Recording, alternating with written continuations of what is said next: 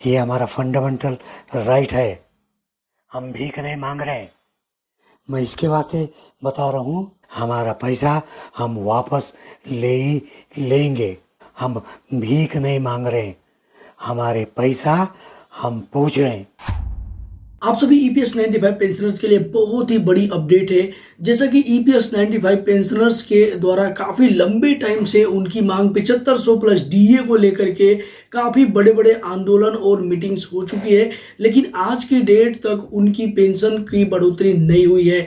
अब ऐसे में काफी सारे पेंशनर्स तो ऐसे हैं जो कि अब उम्मीद खो बैठे हैं कि अब उनकी जो पेंशन है उन गवर्नमेंट के द्वारा बढ़ाया भी जाएगा, और कुछ पेंशनर्स ऐसे हैं जो कि अभी भी उम्मीद लगाए तो बैठे हैं कि उनकी पेंशन बढ़ सकती है, लेकिन वो ये जानना चाहते हैं कि भैया पेंशन तो बढ़ेगी, लेकिन ये पेंशन किस सोर्स से बढ़ेगी, गवर्नमेंट हमें पेंशन कहाँ से लेकर के देगी बढ़ी हुई पेंशन।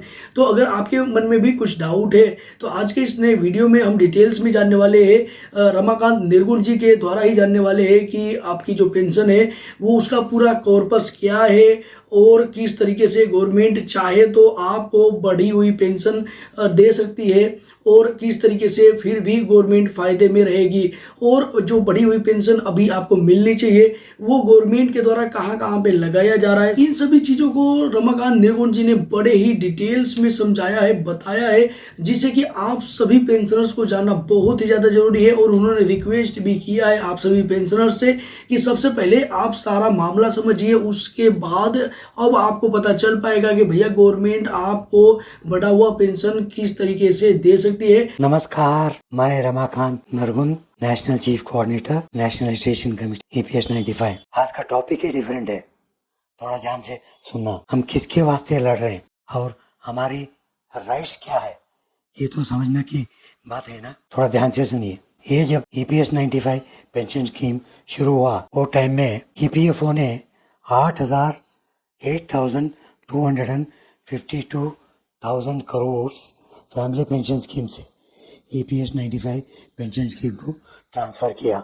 ये फंड मैनेजमेंट के बारे में आपको मैं बता रहा हूँ, कितना फंड है, हम किसके लिए लड़ रहे हैं, हमारा एलिजिबिलिटी क्या है, वो जानकार करने के वास्ते ये डिटेल वीडियो है। आज के दिन ईपीएफओ में कम से कम 7,80,00,000 करोड़ कॉर्पस फंड पड़ा हुआ है। सब लोग इसके बारे में जानकारी होना ही चाहिए।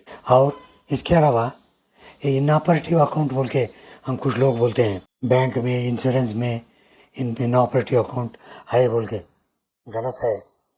इनऑपरेटिव अकाउंट ईपीएफओ में ज़्यादा है। कितना है? 54,657 करोड़। जो लोग पैसा नहीं लिए और जो लोग मरने के बाद उनका पैसा वहीं रहेगा, जो लोग उनका एलिजिबिलिटी नहीं उनके पैसा, ये सब मिला के इतना पैसा पड़ा हुआ है। तीसरी पॉइंट, ये जब पैसा पड़ा हुआ है सरकार भी उसको, ये पिछले लोग क्या करते हैं, इनको क्या मालूम होता है बोल के ये फंड डाइवर्शन भी सरकार कर रहे हैं। उसमें का एक एग्जांपल बता रहा हूँ मैं आपको। 52,919 करोड़ जो है सीनियर सिटीजन स्कीम को ट्रांसफर हुआ। किसके वास्ते हुआ? क्या वेलफेयर करे? हमको तो एक पैसा भी नहीं आया। भाई और बहनों, ये जो मैं फिगर्स बोल रहा हूँ ये बैलेंस शीट जो ईपीएफओ डिक्लेयर करा है 2022-23 देख के उसके ऊपर आपके सामने खुल्लम खुल्ला बता रहा हूँ। अभी एक बात सुनिए।